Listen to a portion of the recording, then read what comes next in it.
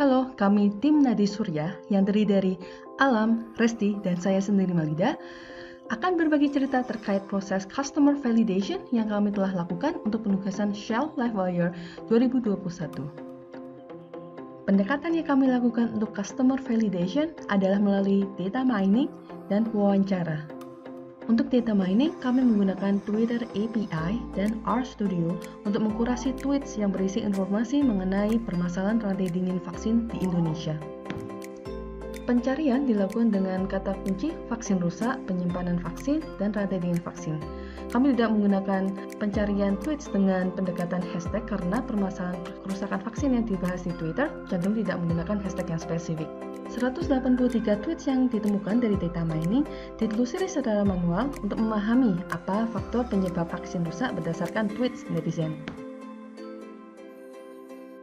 Pendekatan selanjutnya adalah wawancara. Kami telah mewawancarai 12 responden.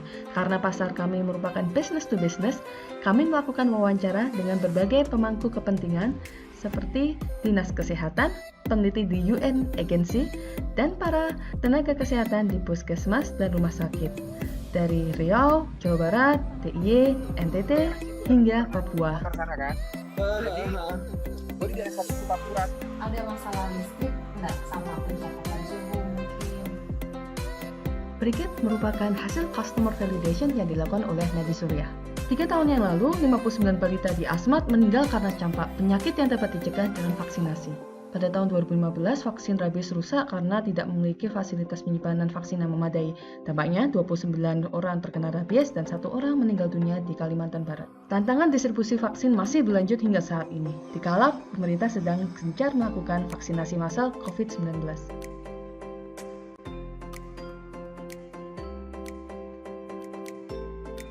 Berdasarkan wawancara kami, 54% responden berpendapat bahwa listrik masih menjadi tantangan untuk menjaga kualitas vaksin.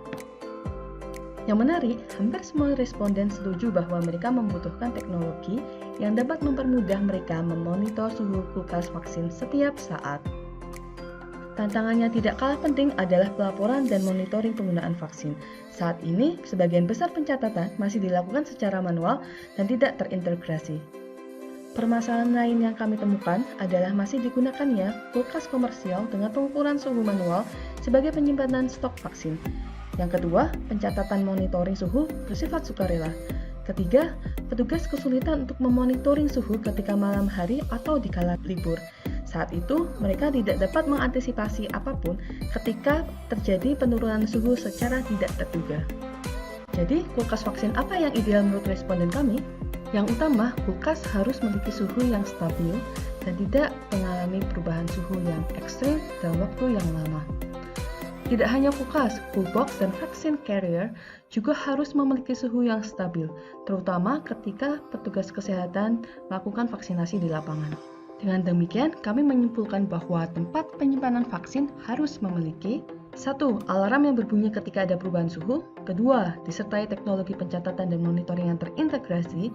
Yang ketiga, volume kulkas mencukupi kebutuhan mereka. Prototipe hardware kami terdiri dari 2 jenis pendingin vaksin, yaitu kulkas vaksin dengan ukuran yang dapat disesuaikan dengan kebutuhan pengguna, dan carrier box atau vaksin carrier yang ditujukan untuk tenaga kesehatan yang melakukan vaksinasi di lapangan.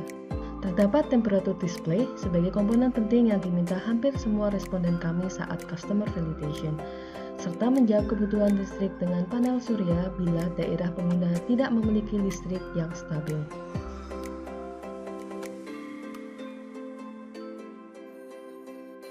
Kami juga menambahkan alarm sebagai komponen utama lain yang diharapkan ada di kulkas kami, serta vaksin compartment dan water pack insulation untuk menjaga suhu tetap stabil walaupun tidak ada baterai. Selanjutnya, kulkas kami memiliki komponen dasar untuk memastikan listrik dapat dialiri, yaitu control logic and inverter. Namun perlu diperhatikan, power input dapat digunakan oleh sumber listrik lain, misal dari genset maupun langsung dari listrik PLN.